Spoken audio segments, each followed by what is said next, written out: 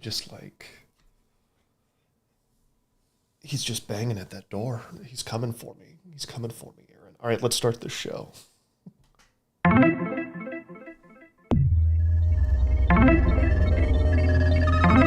it's got the code. It's going to launch.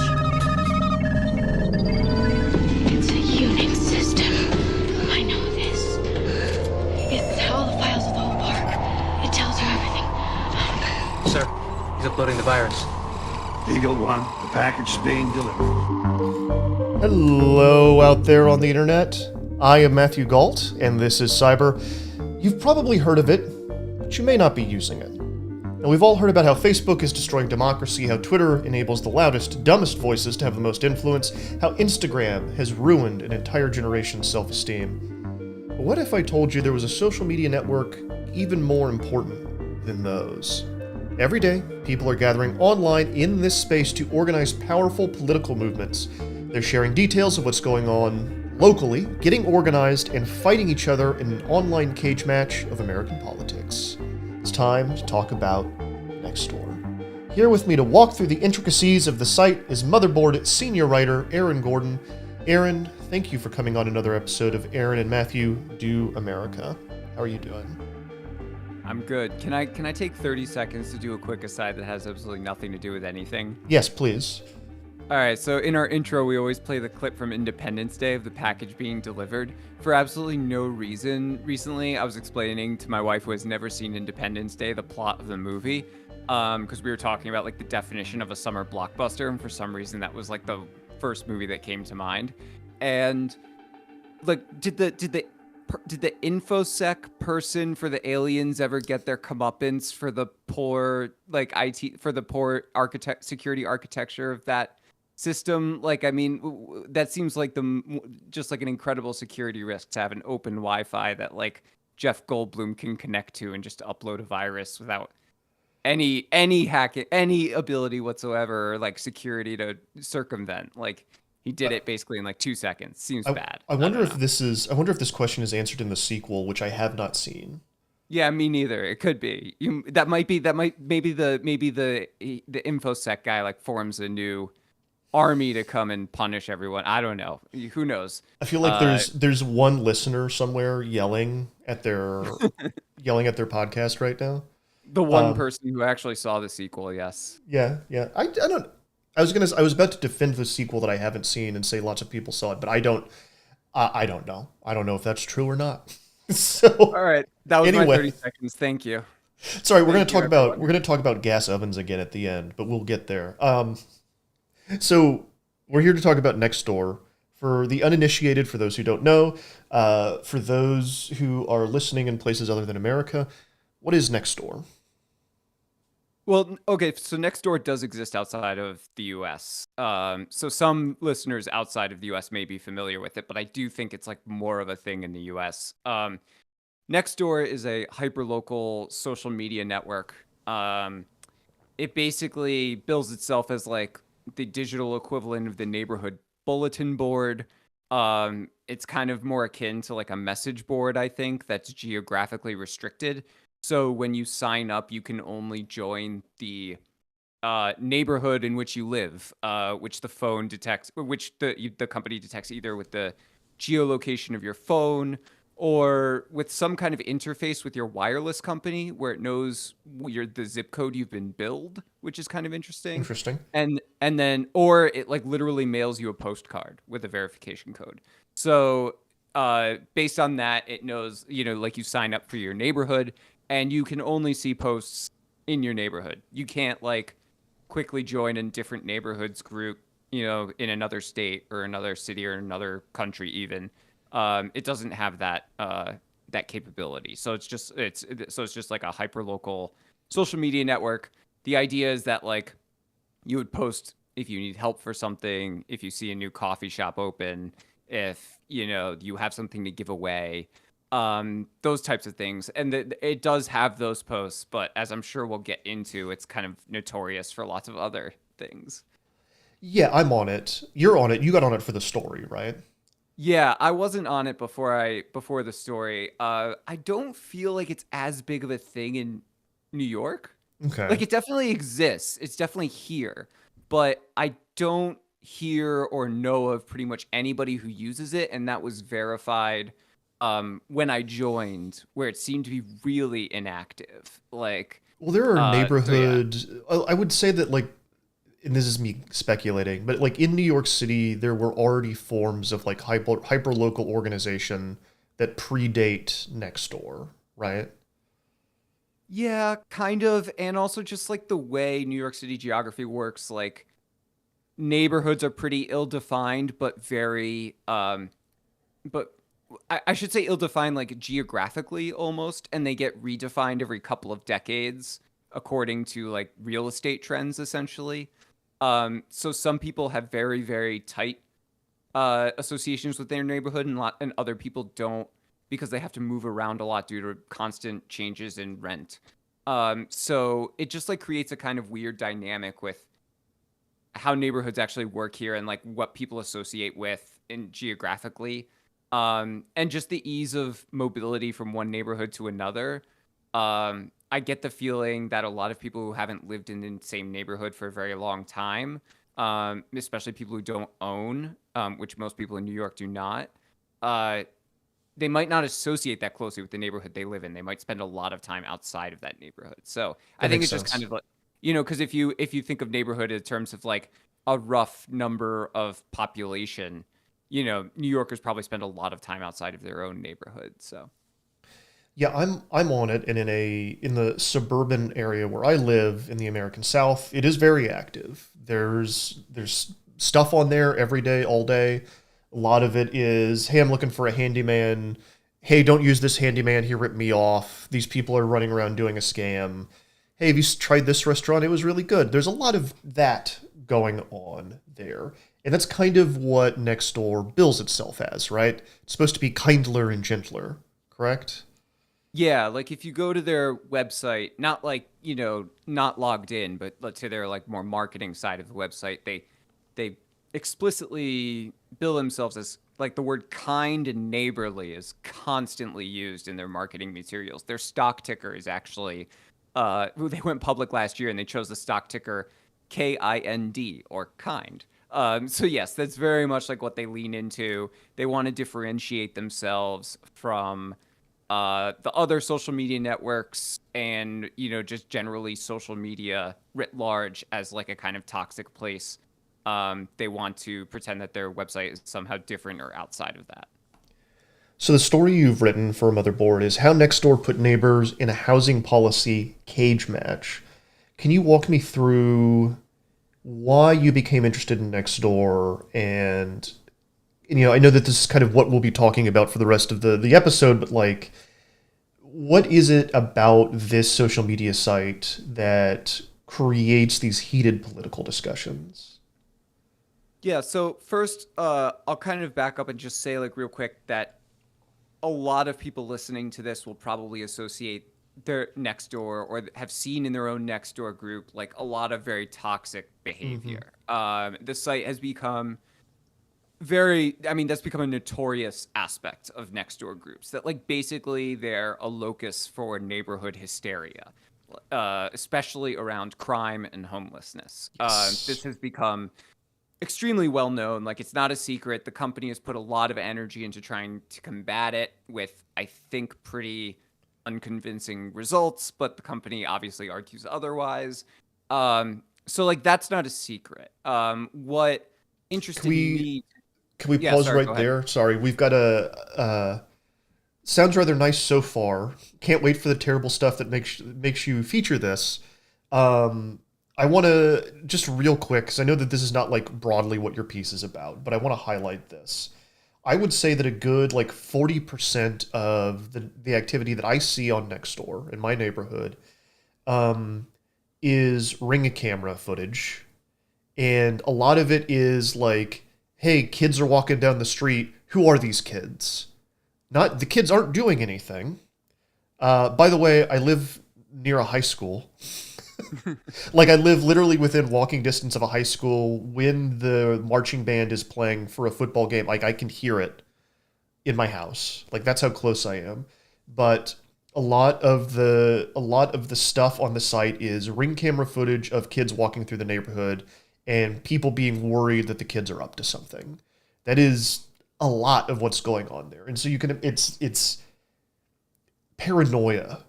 It's a lot of people. It's not all this, but there's a fair amount of like people kind of in their homes, looking out their windows and sharing it with people online. Um, Yeah, so the thing I think this got cut from the final story just because it's kind of long enough as it is, and it was a bit tangential to what the story is really about. But um, a lot of the people I talked to said that when they first joined their Nextdoor from when the group was created, where at first it really would be a lot of the things that Nextdoor likes to say its site is for, and then you start to get people who are just constantly posting the types of things that they would normally just say in their own head or in their own homes. Suddenly they're posting it to the internet, like um, who left all this garbage, on mhm. like the side of the road, or who's responsible for parking on my block this car I don't recognize, or why did four cop cars just go by with their lights and sirens on?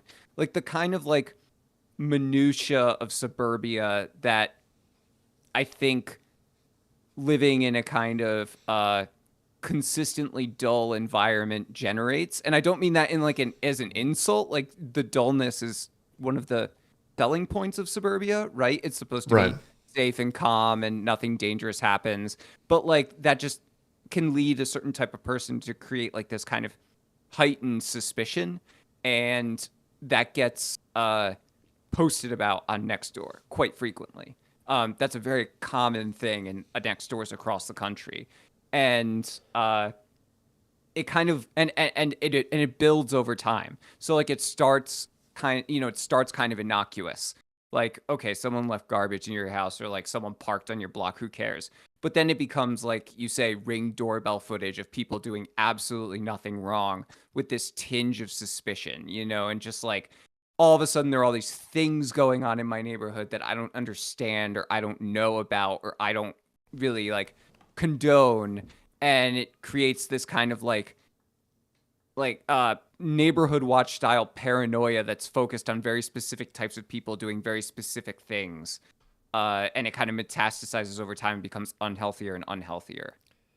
There was a one of the recent big controversies on mine was somebody saw what they assumed to be a child on a golf cart, and the neighborhood was desperately trying to figure out who this child was so they could be reprimanded for driving a go-kart, or not a go-kart, a golf cart underage.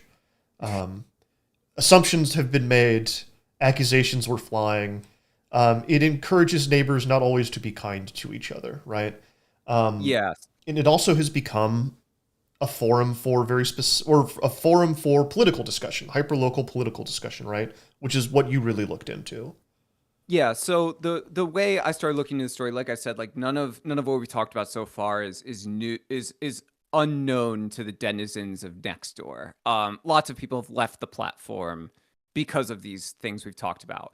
But one thing that I was starting to hear from housing activists, or even just like people I know who happen to be on Nextdoor, a lot of my coworkers were seeing or hearing the same things in their own Nextdoors around the country, is that housing politics was becoming an increasingly contentious, and not just contentious, but like dominating topic on their Nextdoor, like an all-consuming debate that was just like constantly going on their Nextdoor. When you And when I say, say when I yeah, say sorry. housing politics, just to kind of clarify exactly what I mean when I say housing politics, because I'm probably going to be saying that a lot this conversation. I'm talking about homelessness. I'm talking about zoning reforms and changes. I'm talking about parking minimum requirements. Anything that has to do uh, with the number of homes that cities are building, where they're building them, and just the housing crisis kind of writ large, which is obviously an increasingly salient political emergency around the country. But because of the way Nextdoor works, you can only see what's going on in your own neighborhood group. Uh, there hadn't been much written about the kind of effect Nextdoor was having on housing politics, there hadn't really been much exposure to the fact that housing politics was a significant topic of conversation beyond maybe the kind of like toxic conversation around homelessness specifically, but like this goes so much beyond that. And so I wanted to look at, try and find out as best as I could, like what these conversations actually looked like, and more importantly, what impact they were having in the real world, right? Because a bunch of people are arguing about housing politics online. Big whoop-de-doo. That happens. That's been happening for a couple of decades now, not news. But I was hearing that, it was having significant impacts on like what was actually happening with local housing policy. And so, yeah, that was basically how I got started reporting on the article. So it sounds like, and you'll correct me if I'm wrong, it sounds like basically Nextdoor is almost a place where people audition and recruit. Yeah, so like there's kind of the more I learned about this dynamic, the more interesting I found it.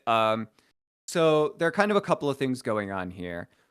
First, obviously Nextdoor, like it is an absolute perfect place for fighting about local housing politics, right? Because the only people there are the people who ostensibly might care, right? It's not like arguing about, zoning reforms in your county on Twitter, where maybe some people live near you on Twitter, but mostly it's just going to be people who either ideologically agree or disagree with you weighing in, but who otherwise aren't affected by the policy.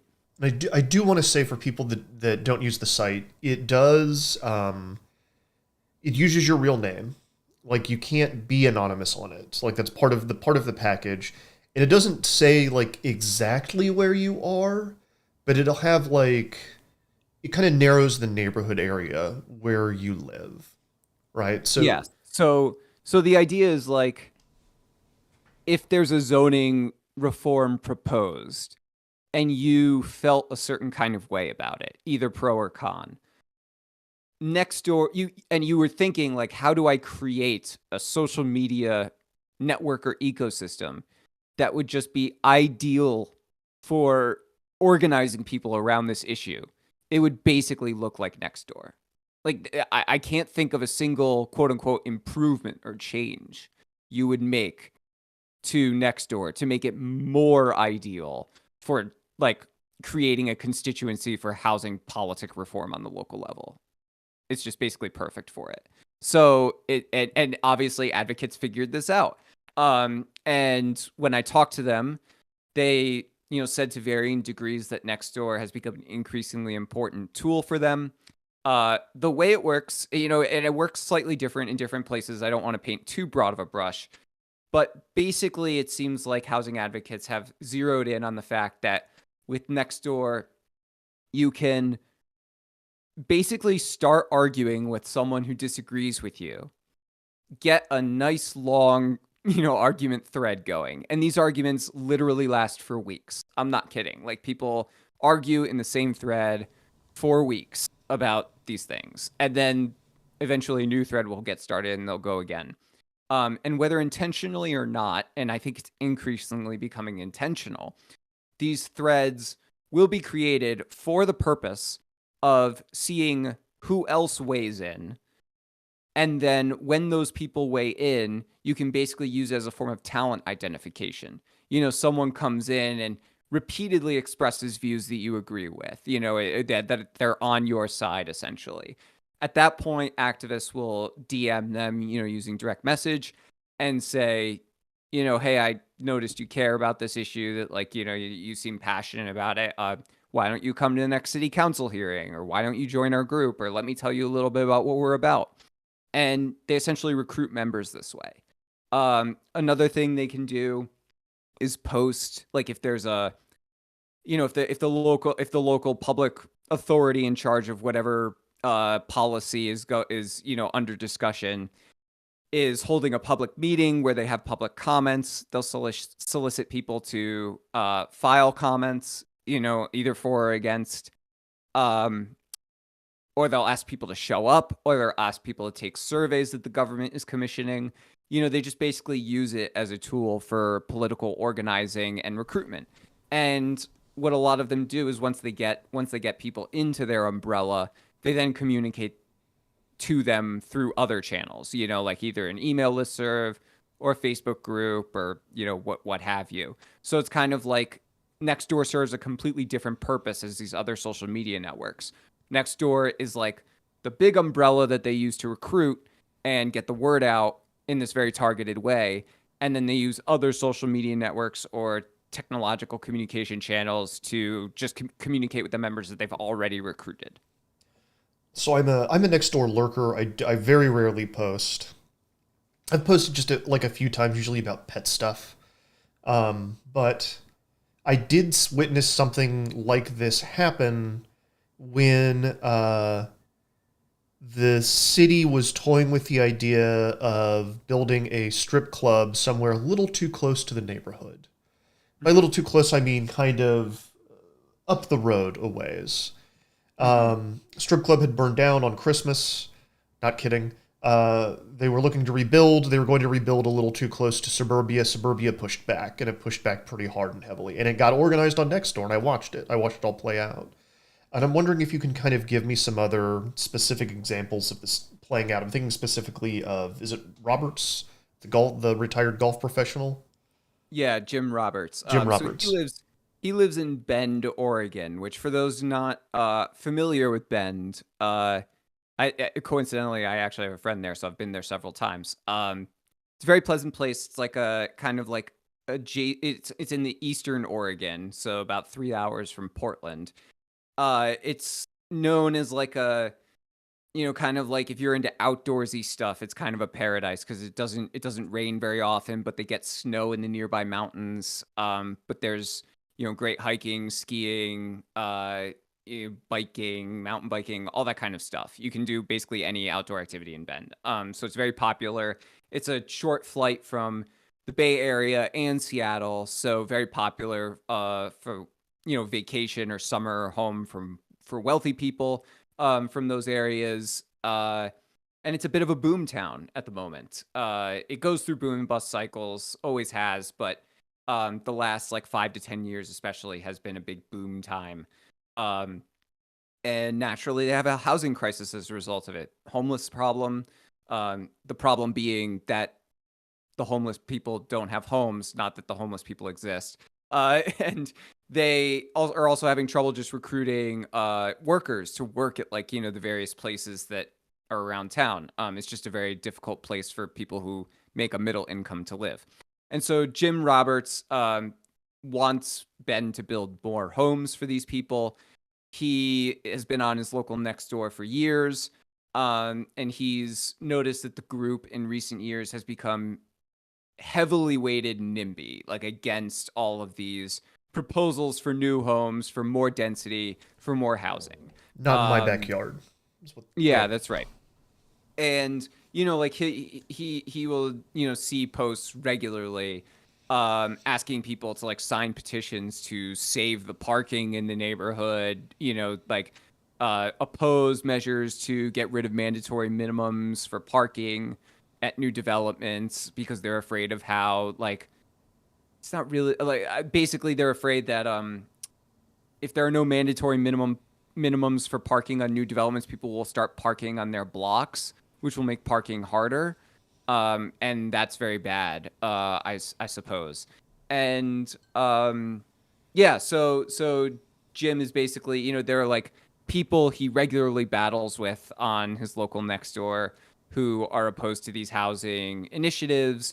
And the kind of interesting observation that Jim had is if you look at his local Nextdoor group, it seems like all of these things the city is doing to try and promote the new housing are incredibly unpopular. He roughly ballparks it as like, roughly 70 to 80% against, people see, in terms of the people voicing on Nextdoor. Like, it just seems like it's very unpopular and people don't want it. And it kind of cultivates this false majority mentality where it's like, well, obviously everyone's against this, but the city is ramming it down our throat anyways.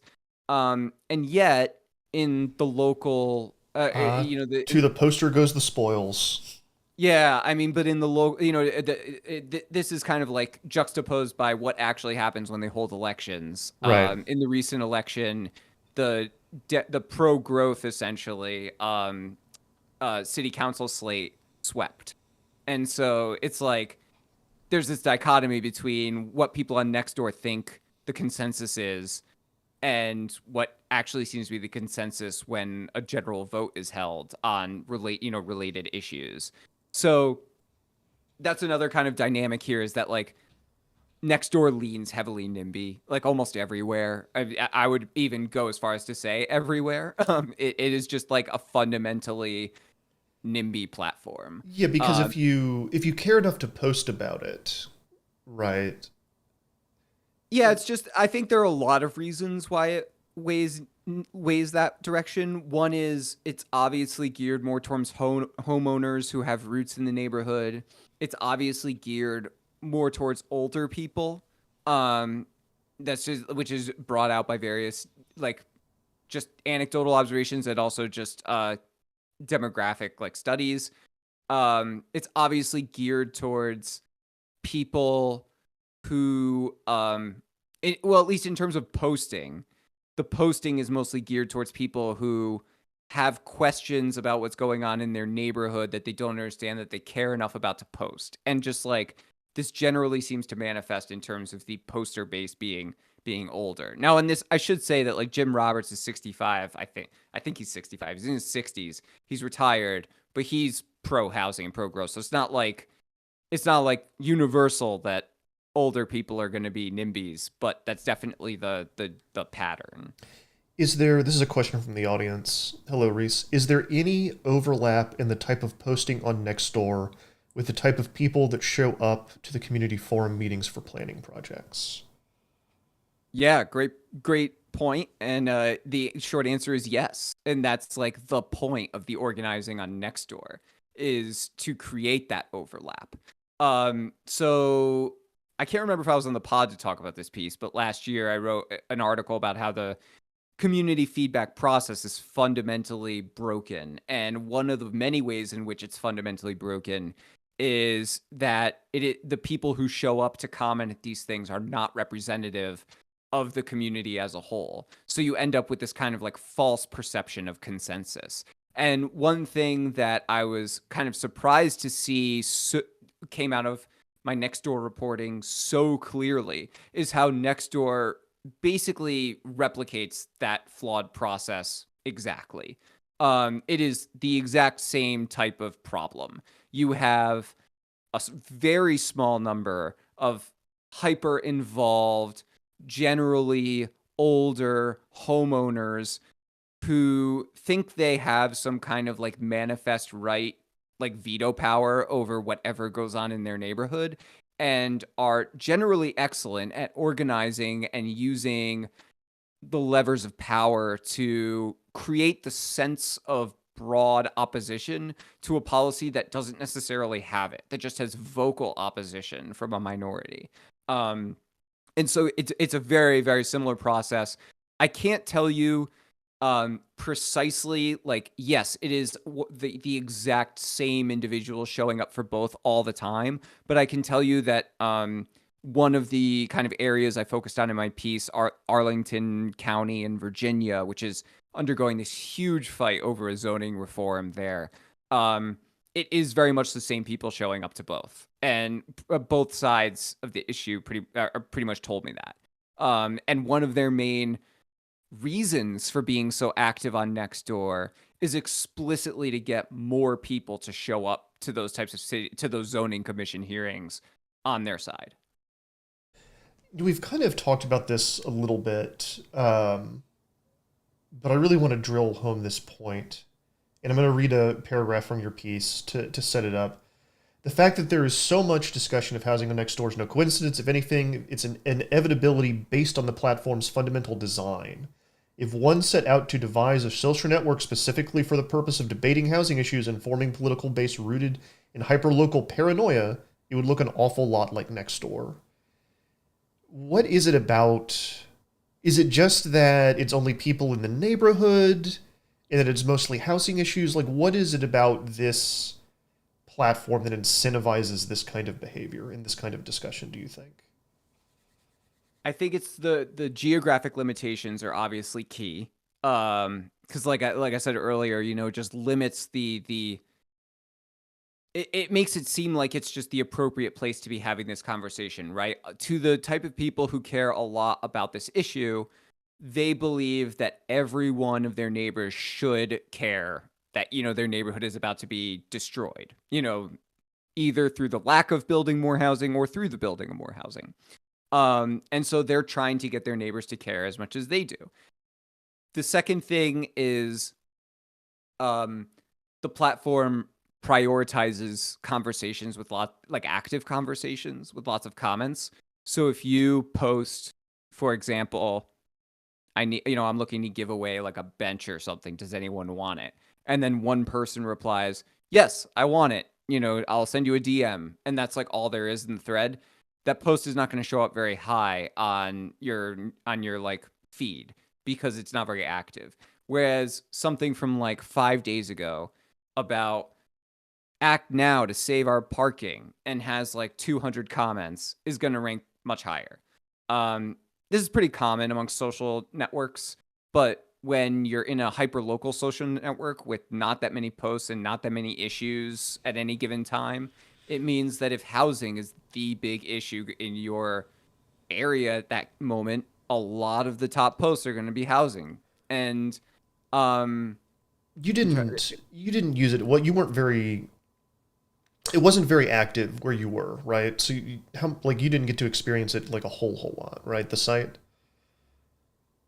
I mean, I used it and I did see some active threads, but the active threads were about things like, they were generally like very silly conversations. I don't really know how to put this other than like they'd be like, anyone feel like crime is higher now? And it was just and it just like then it just go on like this, and it was just like, I don't know. It just felt like it wasn't about anything specific like a lot of the stuff in the story is. Like there was no policy, there was no new thing that I was supposed to. It was just like people just posting like random thoughts, basically. It was just, I wouldn't say it was inactive. It just was active in a very like lethargic kind of way. It's weird because I don't know if it's just that I don't know how to use it, because this may be the case, but it does seem like I feel what you're talking about, where like noise really rises to the top there in a way that I know that's every social media network, but it feels hard to navigate and like even find old threads. It feels a little pokey and strange somehow. I don't really know how else to describe the feel of it other than that, right? Yeah, I know what you mean. It's like because there is an algorithm at work. It's not chronological, but it's very difficult to understand like what it's surfacing and why. Yeah. And one of the things I think I heard from, kind of like power users who use it is that just like it feels like there's just some chum at the top and then like the one big thing that's being discussed in the neighborhood. And so everyone kind of gravitates to the one big thing. And that's increasingly something related to the broad umbrella of like housing politics. This is funny. Somebody's advertising there's a community association meeting tonight, and that's like one of the big discussions on mine as I'm looking at it right now, because of course. Nice. Another aspect, this is not really in the piece, but it's something that you and I talked about kind of offline, is that this whole thing feeds into suburban loneliness too, right? The way this site works. Yeah, I think it can. And this is a bit outside the realm of housing politics because, like, I think a lot of the people I talk to for the story would not describe themselves as lonely. So I don't want to cast aspersions or imply that, it's related to the people I talk to in the piece. But from our casual use of Nextdoor, and I can tell you, when I signed up for my local Nextdoor, I recognized a bunch of the people who are posting on there from people in the neighborhood I have run into on the street and I've talked to and I know.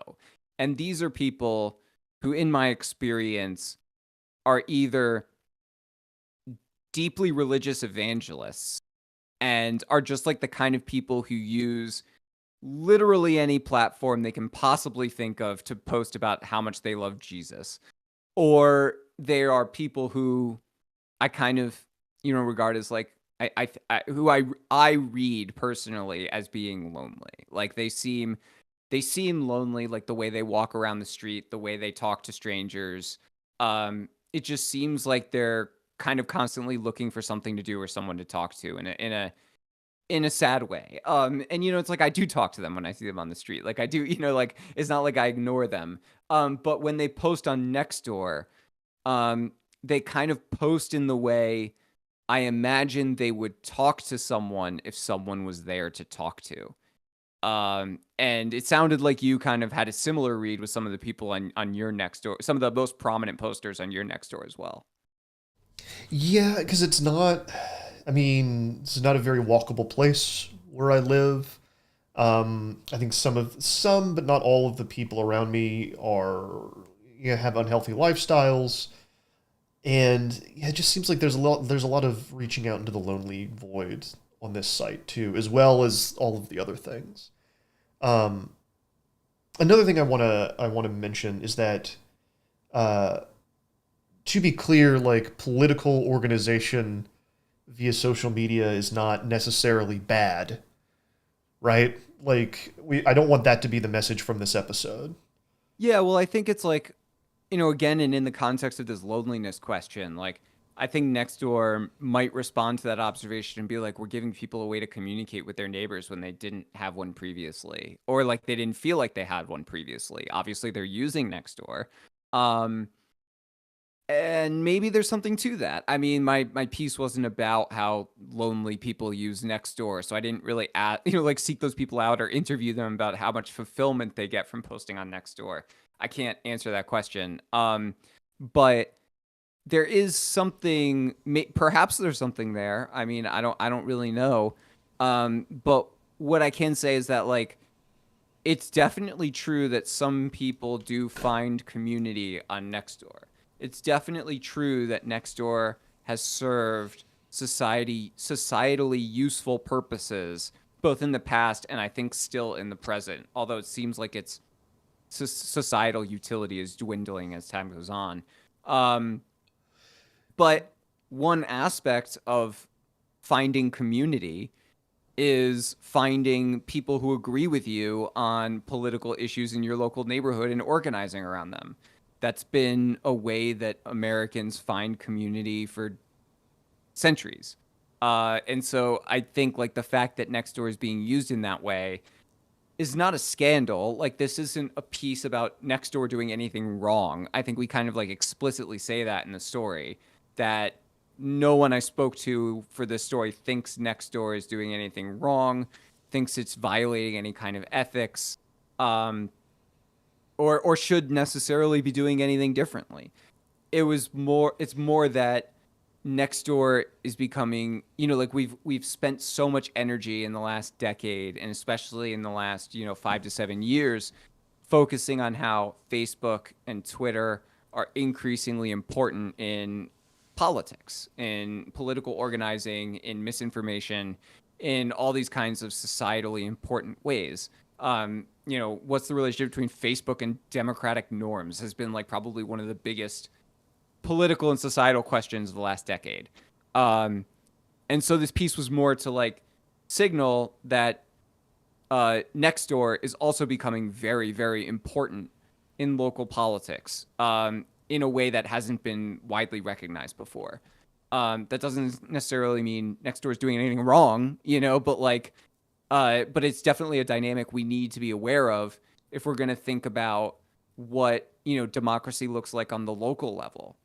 Because if we're making it even easier for these voices that, as we talked about, have always had, outsized influence in their local communities, maybe not to the best, to the best outcomes, then we need to be aware of how those communities are finding new ways to gain influence. And I think Nextdoor is definitely becoming that. Well, the other thing I think that's very interesting about this is that with Nextdoor, these connections are very explicit and concrete and trackable, right?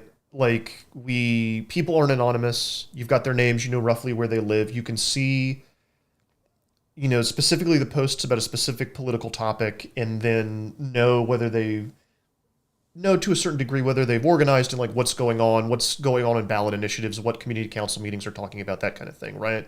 With the influence of Twitter and Facebook and Instagram, which I do believe have an influence, to be clear, like the direct causes of things are much more fuzzy and like harder to nail down, and you can say things like, this government spent $500 to promote this post, and these are the number of people that interacted with that post. But like, what does that interaction actually mean? Did they act on the meme they saw? Did it change their mind? All that stuff is really nebulous, and we talk about it a lot, but it's always been very fuzzy for me. But like, this is extremely concrete. People talk about explicitly what their politics are and then act on them, right? And I think that is very different than what we see in some of the other social media sites. I think that's exactly right. And, I think like that's what makes the larger social media sites scarier, because it seems like it could be having a mass influence on a very subtle level. I don't think it's so subtle anymore, but just the idea that like, you don't know if millions of other people are becoming convinced of this extremely crazy tweet or post you just saw, right? Like, that's the danger of the large social media sites. And I think, well, I'm not even going to say like whether I think that's true or not. Like, we've that's kind of been like a main subject of debate and contention on, Motherboard's reporting for years. So like, that's just kind of like an ongoing area of study. Whereas on Nextdoor, someone posts that people should sign a thing, people sign a thing, or they post, show up to the city council meeting if you care about the zoning reform, and people show up to the city council meeting. Or, as we're increasingly seeing, super posters who are like very worked up about specific issues then start running for local office. And they say, I gained my following through my Nextdoor posts. This has happened on several occasions throughout the country.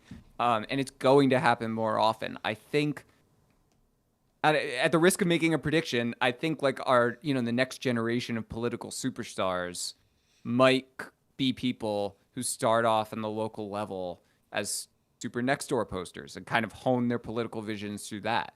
And honestly, that's very scary to me. Like, very scary, because I think this is a absolutely terrible way of measuring, of measuring political sentiment, of measuring community values, is what people see on Nextdoor. It's funny you mentioned that. Something I've been thinking about the last 2 weeks is the non-posting voter, which I would define as a voter who's of maybe medium to high information, but doesn't have any idea what the hell's going on social media. And I think that is probably a lot of voters.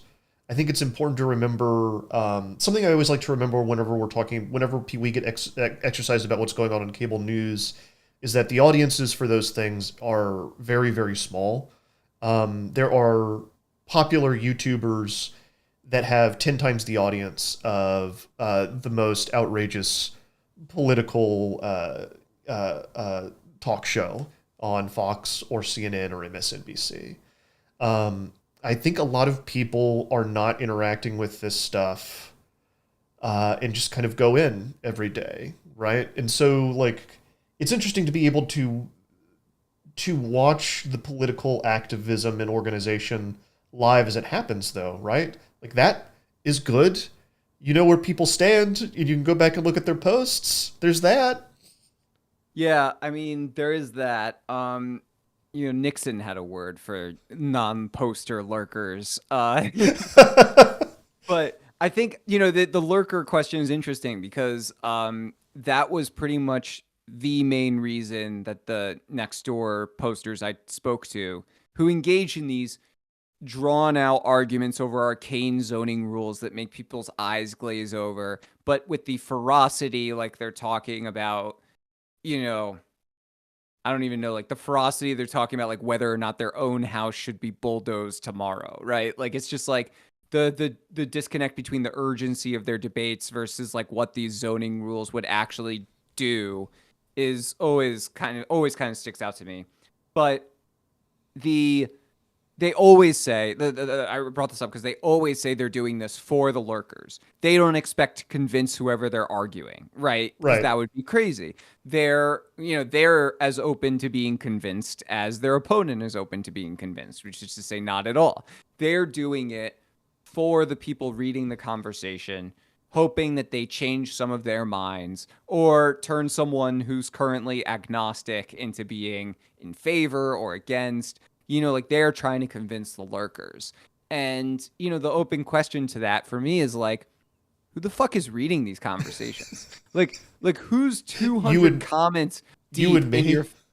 No, I mean like who's fucking 200 comments deep on a thing about like, R3R zoning reform, duplexes versus triplexes, rear access law. Like, I mean, it's just like, no, like it seems implausible to me that anyone has made it more than 2 comments deep in your thread. Like, there is like this weird disconnect there between like what they say they're doing versus I think what they're actually doing. But yeah, they're doing it for the lurkers. They're doing it for you, Matt. For the Orthogonians out there, they will be saved. Real quick, is there moderation on Nextdoor? Are there moderators? Yes, the moderators are local volunteers, often the people who created the neighborhood group or then passed it off to somewhere else. Importantly, though, the moderators can only review and delete flagged posts. They cannot suspend or ban users. If a user gets flagged, so like basically the difference is if someone posts something that's like has like COVID misinformation or is hostile towards homeless people, the post can get flagged and then the moderator deletes the post. Or the comment. But if the user does something that violates community guidelines, like threatens someone or doxes someone or what, something like that, then their account gets flagged and someone who works for Nextdoor or, a contractor or whoever reviews that activity and then suspend or ban the account. So the local volunteers who actually live in the neighborhood have no ability to suspend or delete accounts, which is very funny to me because lots of people who I spoke to for the story accused moderators of banning or suspending other users based on their own ideological conflicts and not their behavior. So like that was especially funny to me. I've seen also that live happen in my Nextdoor. Moderators being accused of corruption. So yes, I've also seen that happen too, which I thought was very funny. Anyone who used to hang out on like message boards before social media is super aware of this dynamic. Like this is old school message board feuding 101. And I think a lot of Reddits still have this. Yeah, why did you delete my post? Are you afraid of the truth? That kind of that kind of thing. All right, I'm gonna see us out, but I do want to bring up the last time that we spoke. We talked about gas stoves and the amount of messages that I got from listeners, emails, DMs. I was shocked, I say, at the amount of people who were interested in the gas stove thing. Were they all mad? Were they all? No, like, that was the thing. I wanted to read this one, which comes from a student in the Netherlands. Can't believe you got me to listen to 2 Americans talking about stoves for 41 minutes. Here in my student housing, gas isn't even an option. Electric or induction only. Only you just get one of these standalone ones. It was compelling 41 minutes. It was just such a weird way to find out that Americans are so resistant to change, to stuff that really isn't life or death, like the way you heat a fucking pan.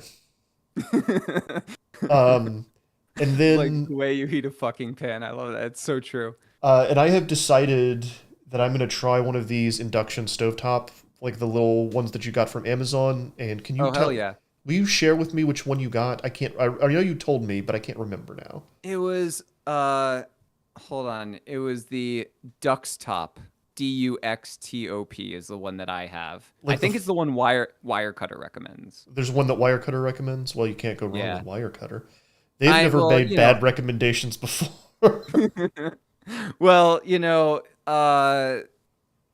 fuck it, man. Life is too short. Like, that should be Wirecutter. I offer that tagline up to you for your use. Feel free to make that your tagline, your motto. It is you deserve it. Yeah, I mean, I got it. It's good. I like it. I don't have any complaints. Just make sure you're using the right cookware for it. If you have cast iron or Dutch ovens, those work best, I find. But some stainless steel work too, although the stainless steel pots we have make weird noises when it's on there, so we don't use them. That's interesting. It's the magnetism, man. It's all crazy. It's bizarre.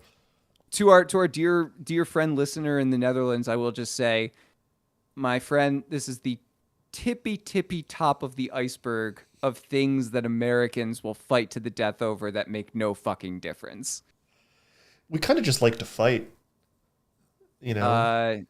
Yeah, it's well, some do. I don't personally. I've delicate blogger hands. Really? I can't be fighting. Come on. You like to fight people, not like physically, but you're to tell me that if you meet someone in the street that is in your neighborhood that you have housing disagreements with, you're not going to argue with them? Oh no, I don't argue over housing stuff anymore, man. I've learned my lesson. There is simply if I've learned anything from this story, it's that there is no possible way to honestly defend the behavior of arguing with someone about housing policy. It's just a no-win situation. People feel very strongly about their housing policy beliefs, and they will not change them. And it's based on absolutely, well, I shouldn't say absolutely no evidence. It's based on them backfilling their intuition with available evidence that they can find. I can't think of another issue, actually, in American life. Maybe guns. But it's up there with guns in terms of issues that people will not change their minds about, but will argue forever about. Guns and I don't know why that is, but yeah, it's just definitely a thing. Guns is a good one. That's another good one.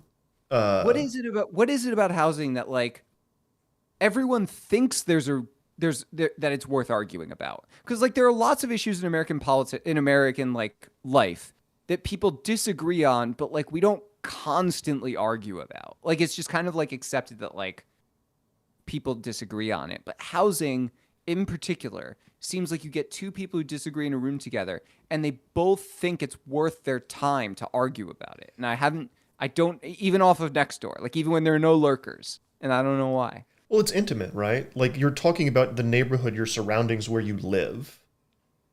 That stuff can feel like life or death for people, and it feels as if it should be something that you have a lot of control over, even if you don't necessarily do.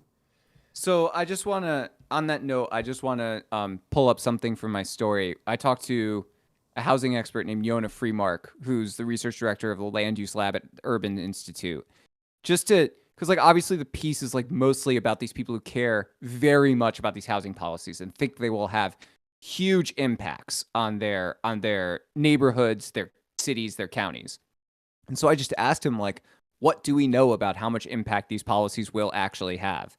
And here's from the piece.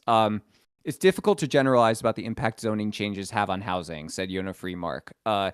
Because there are many different types of zoning changes, each type can be done at different scales, and the specifics of where those changes are being made will have an impact on what the changes accomplish. What we do know, Freemark said, is that if there's more housing available, in general, housing prices go down. However, more housing available does not automatically result from changing zoning policies. end quote. Freemark said zoning reforms that are bigger in scale, so for example, like more drastically changing the zoning code, will have a larger impact than more moderate ones. Also, changes in cities with vibrant real estate markets will have bigger impacts than ones in less active markets. And he said there's, quote, relatively strong evidence, end quote, that zoning reforms that make more types of buildings permissible, such as missing middle housing, tend to increase land values. So the way I would kind of summarize my interview with Yona about this is that there's a lot that we cannot say about what any given zoning reform will do. There are a lot of factors and variables, and even the experts who study this stuff full time can't really tell you in advance concretely what any one of these policies will do. Instead, but that is not at all the vibe you get when you go into these Nextdoors, right? Like everyone is very certain about what these things will do. And this happens all the time. Like there's been examples in Chicago, for example, or Minneapolis for a better one. Minneapolis is like probably the poster child of like a city that has made pretty drastic changes to its zoning code in a way that a lot of people thought would spur a lot more housing development. And it hasn't really happened. Like there have been some successes, but generally speaking, the housing that everyone hoped would be built hasn't materialized. So like but the way that opponents to the Minneapolis zoning reform were talking about it made it sound like every single neighborhood would just be leveled and replaced with 4 to 5 story apartment, like faceless apartment buildings. And that's not like even close to happening. And so it's just like, I guess I just want to like emphasize that like there's so much certainty from the people engaged in these debates and what these things will do, but the experts who study the impacts of these policies are much, much, much less sure what impact the policies actually have if they're enacted. Well, people will pull the levers of power that are available to them, right? And if they've made that emotional connection that this lever is the one that's going to get this result, even no matter how true it is, that's the one they're going to try to keep pulling. I mean, yes, but I just think it's interesting that like it seems like a lot of people get motivated to get involved in housing politics because they see a perceived problem or because they're fearful of a future perceived problem based on these policies. Otherwise, they don't really have much incentive to care about these issues, right? Like the local, like for example, like the people who are deeply opposed to missing middle in Arlington, Virginia, like if they actually believed that the zoning reform would have as little impact on their neighborhoods as research seems to suggest it would, I don't think they would care. I think the problem is that because like their whole thing is they want to preserve the way the neighborhood feels. Right. And I think if it's interesting to me that they seem to be almost putting aside what the existing research shows about this effect because they're buying into the rhetoric that the proponents of the policy are putting forward about the drastic changes it will make. So it's just like there's kind of like an interesting dynamic there where I think like everyone is kind of getting sucked into this rhetorical world of these policies having much bigger impacts than they probably will, and then fighting over these imagined possibilities. All right, let's table it there before we do another hour. Thank you for coming on to Cyber. Aaron, once again, for another episode of Aaron and Matthew Do America. I really appreciate it. It's always a lively discussion. Good audience today. If you like the show, please follow us on Twitch at twitch.tv/motherboardtv, where you can interact with us and be part of the live experience, or you can watch it live also on youtube.com/motherboard, where you'll be notified whenever we go live, and you can watch them as they roll out. If you're listening to the podcast, thank you so much. We really appreciate you. You should check out some of the live streams, though. They're fun. All right, stay safe out there on the internet. I will be back again later this week with another stream. Thank you so much, everybody. Goodbye. Good discussion today.